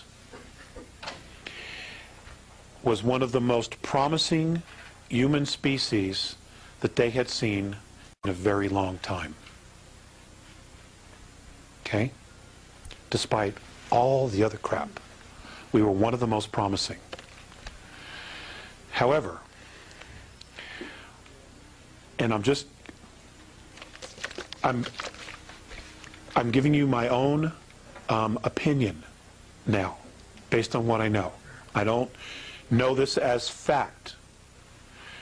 But if the Andromedan Council does what they're planning to do next year and try to remove all regressive presences, extraterrestrial presences, off the planet and the moon, if they do in fact do that, Mornay has said that they are planning to just sit up in space, we will all see them, and watch us for anywhere from 2 to 4 years in our time. And what they want to do is they want to see how we are going to react with each other when we're not being manipulated. Will we in fact come together? Okay? Now the point that I made this morning was there was a period of 300 years where there was absolutely no extraterrestrial intervention. And what happened? We dusted off the monarchies of Europe and we created the United States of America. The United States of America, ladies and gentlemen, was never supposed to happen. It was an accident. It was never supposed to happen. Okay? The royal families of Europe, who were connected to the extraterrestrial lineages, were never supposed to lose control. Never. And once America opened up Pandora's box, a lot of people followed. You know, because we had all been sick of the tyranny, you know, and we still are. Go ahead. Well, to follow up kind of on that, anything you might be willing to say about shape-shifting, royalty, draconians, that sort of thing? I had this conversation earlier as well with a member of our audience. Shapeshifters. Does technology exist where someone can create a holograph around themselves? Yes, the technology does exist. Is that technology presently being used on Earth? The answer to that is no. Okay, now, can a regressive entity take over a human body? The answer to that is absolutely yes. And the process is actually very simple. They abduct someone, they bring him to death very slowly, and the moment his last breath, his essence, leaves the body, they replace it with another. Several moments later, that person, that body will rise off the table. It'll be the same physical body, but inside it has a completely different agenda, because now it's a different soul. That technology does exist. Would you call that a monkey? Yes, I would. Would they have the memory of the original body? Yes, they do. But my understanding is that there's anywhere from 3 to 7 months where there is a transition period. And generally when it happens to a major figure, they will be out of the limelight or be very rarely seen. Okay, when that happens, because they're still adjusting. Now let's talk about that some more. The word is Well, or what some people have said is, well, I saw them turn into a reptilian. I actually saw the reptilian. Now, that's probably very true. Now, that doesn't mean that they're actually a reptilian and they're just, using technology to look like a human being. It's a human body. But you got to remember something. Reptilians are not used to the extremes of emotions. They don't have emotions like we do. Okay, in fact, many of the human races out there don't have the extreme of emotions that we do. So what happens is that if there's a situation where the body gets excited, because it's a human body, that's what it does. It's this huge antenna. When it gets excited, the reptilian soul inside doesn't know how to act. Okay? So he probably either gets frightened or he gets alarmed. And when he does that, because they're extremely powerful souls, okay, you see a projection of themselves. You see the projection of themselves in their auric field. You will see it, okay, because they're not used to the emotions. They don't know how to handle it. And that's part of the transition period. That's what I've been told. Well, can an original reptilian have sex with a human being? Yeah, but no offspring will come of it. If there's offspring, it's because there was a genetic manipulation. Why would they do it then? Just I actually don't know that it actually has been done, but it can. They do have a phallic. The mating claw. I'm sure that comes into play. well, I've run into that with some people. Some Could be. Maybe they just want to, maybe they're trying to experience, maybe they've been watching humans do it. They see the heightened emotion and passion and the rush that we get at that moment, and maybe they're trying to experience it themselves. Well, they say they are attracted to, orgies and... Well, because of the emotion, right. Different races on Earth. Why? Are they different combinations of this 22 or what? Yes, they are. Okay. Yes, they are. Do you know what ones are what? I know some of them. But I'm not prepared to talk about that tonight. But we will do it really, really soon. I promise within probably 4 weeks it'll be up on the website. Okay? So that, I'm extremely motivated to create a scorecard. Okay? So that everybody knows who everybody is. Especially if this thing is coming down. We need to know. Or at least the information needs to be available. Those who want to know will find it. Alex, you don't have to answer this if you don't want to, but are the Caucasians all from one strain, or are we a mixture? We're a mixture as well. We all are. We're all a Heinz 57 with a moderate to good temperament when we're left alone and not provoked.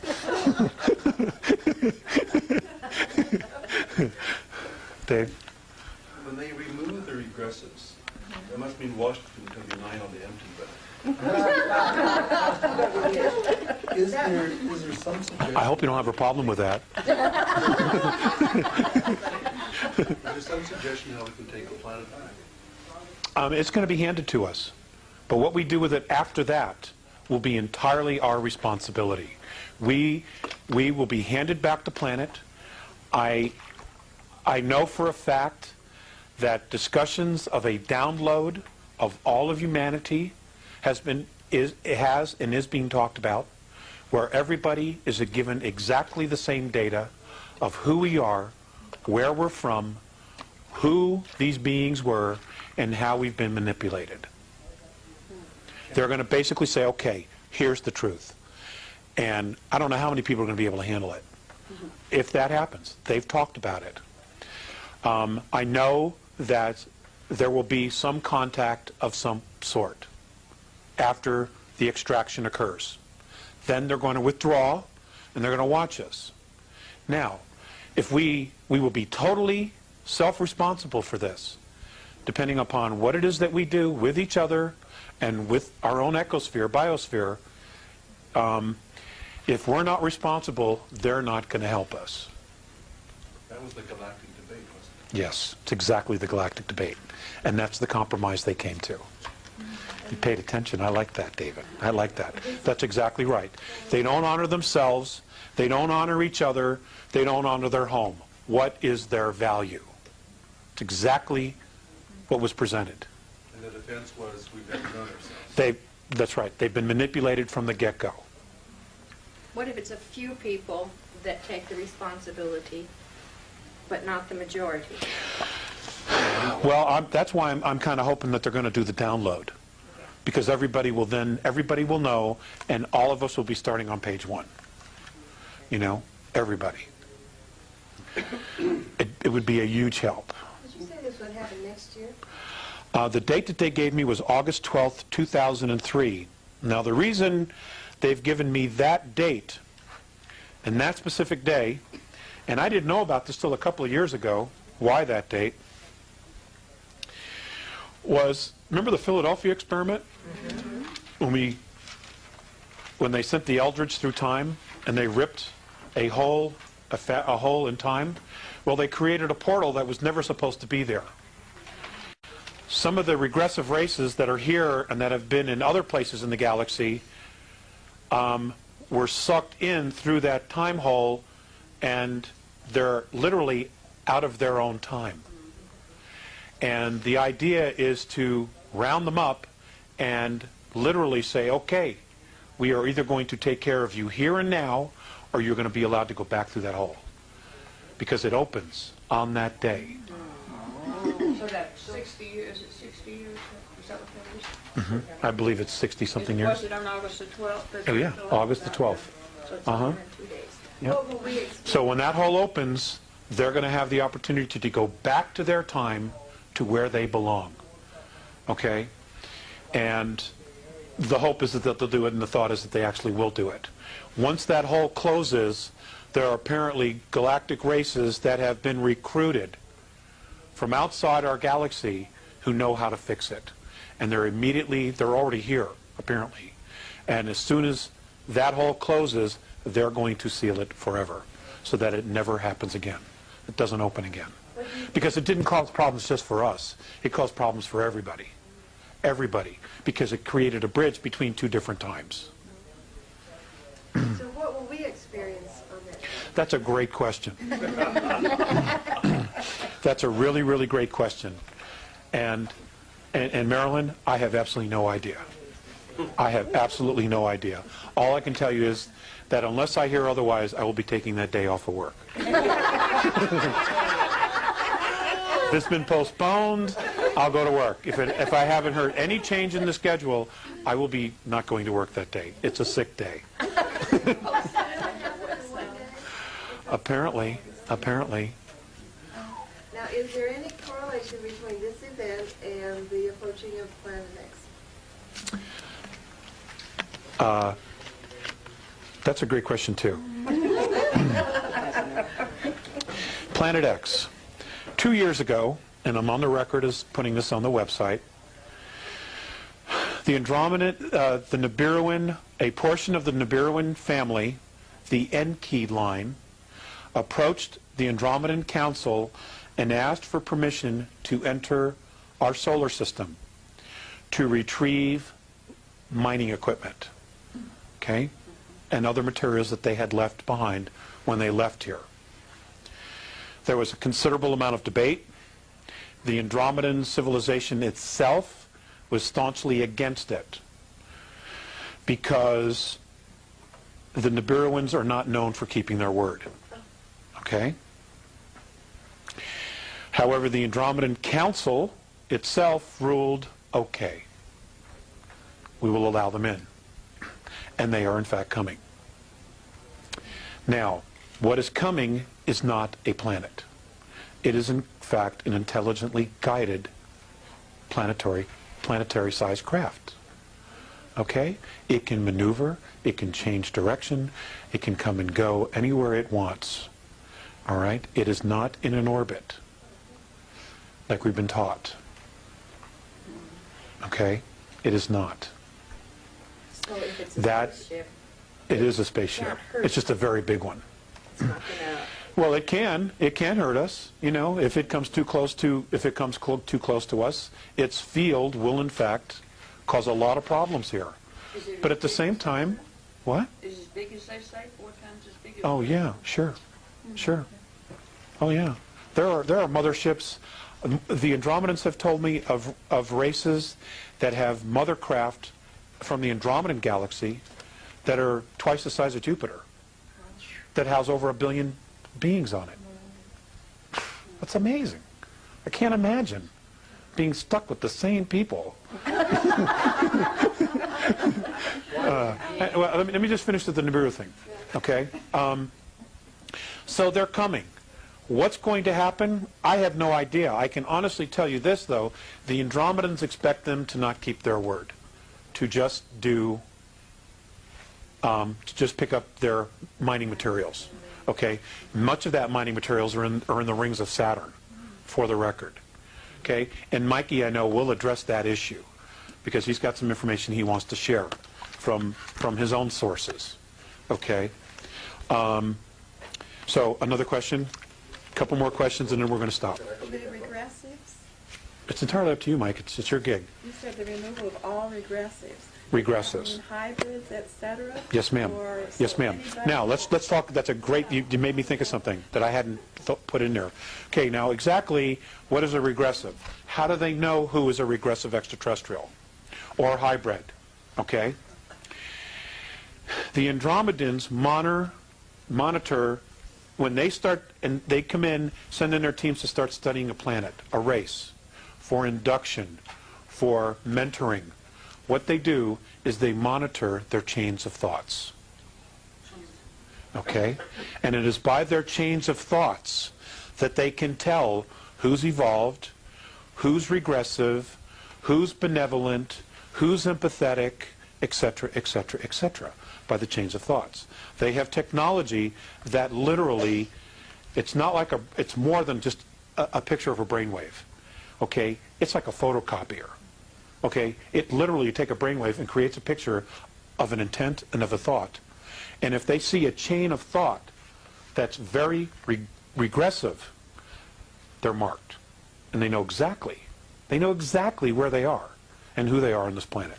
They know exactly. You know, and they're not the only ones. There are other races that are part of the council. You know, there's 38 different races in our solar system and just outside of it right now.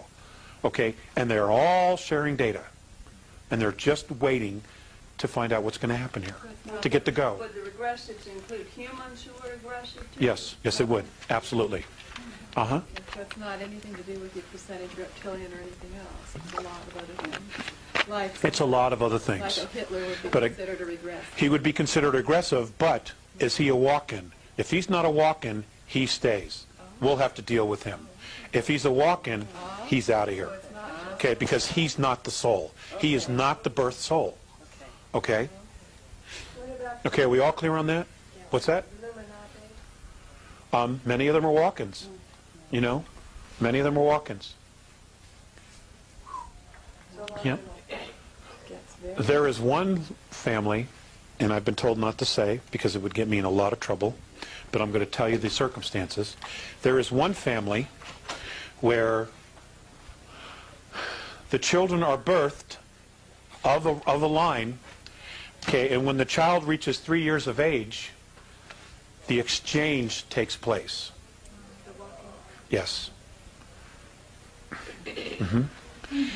Now,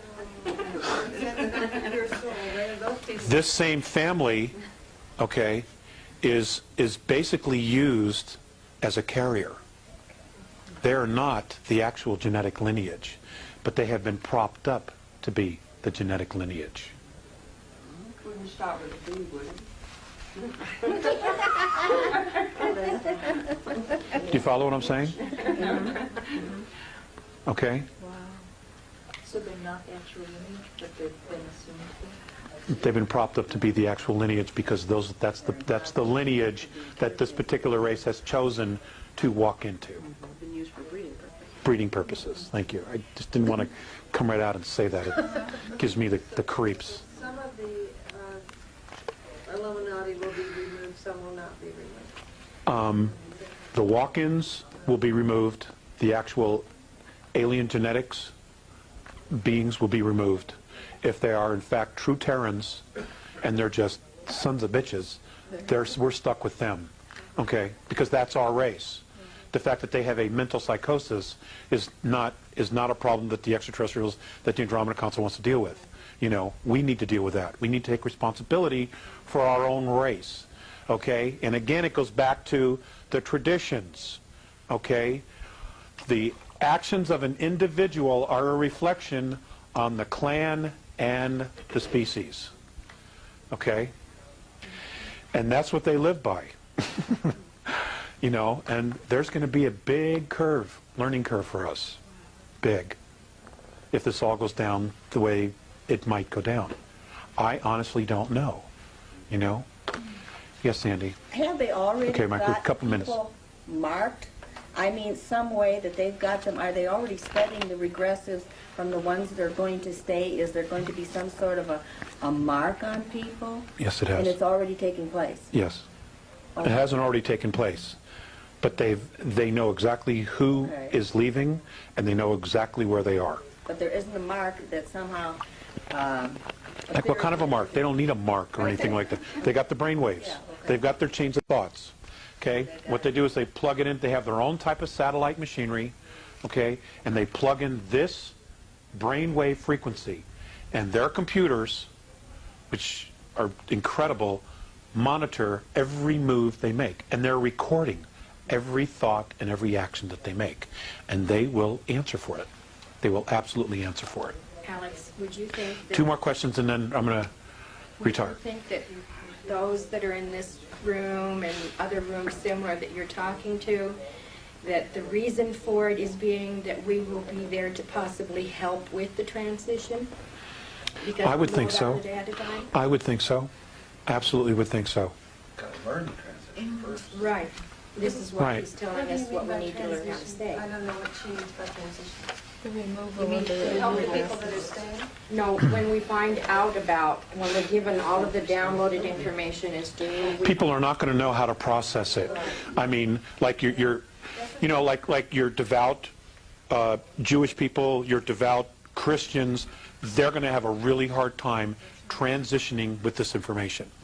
Okay? Because all of their belief systems are going to implode, you know, big time, you know, and they're going to need to process this, you know, and it's going to be one hell of a interesting experience for all of us. So you mean the control of religion will be exposed? Yeah. Oh, it'll be gone. It'll be gone in a heartbeat. 9 out of 10 people listening to you would think you ought to go to the loony bin. I've been told that. I've been told that. Therefore, it will be You know, but fortunately my wife and my children don't think so, and that's really all that matters. That's why it'd be You know? difficult, because Sure, you're telling us sure. Well, you know, they're going to see extraterrestrials. They're going to see very large spacecraft. They're going to see hundreds and hundreds of miles, maybe thousands of miles worth of motherships in the sky. You know, and I mean, are they going to look at me and say, "I don't really see that"? You know what I'm saying? You know, and then who's in denial here? Okay, that's why, and I think that there is a move to really educate people, and I think that there are elements within world government that are benevolent, that are really trying to solve a very difficult problem, that are trying to help, and I think that's why the Disclosure Project has been allowed to get off the ground. Because for those of us who have been studying this information, that's the smoking gun, you know, and you know, that whole thing is, it's about the speakers. It's about the guys telling their stories. It's not about Stephen Greer. All right? And I want to make that crystal clear. I think Stephen's done everybody a great service, but it's not about him. It's about the guys on the tape that are putting it on the line. It's my bride. because Baby fell asleep. Even people like us here, it's almost mind-boggling. Yeah, it is.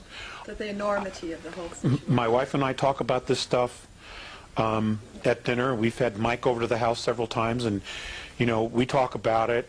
And the frustration for us is, well, you know, how do we get this information out there? You know, it's hard. It's hard, and all I can do is offer it. You know, I can't make a living at this, that's for sure. You know, one more question, and then Mike. Dara? Because we're here, we believe, and that we've taken the initiative, would it be possible that the environmentalists may want to also include us as like spokespeople for the lay people, that they would assist in contacting us, or are they going to take a stance and not in our face at all with the No. I've been talking to them for 15 years about adding more people to the list.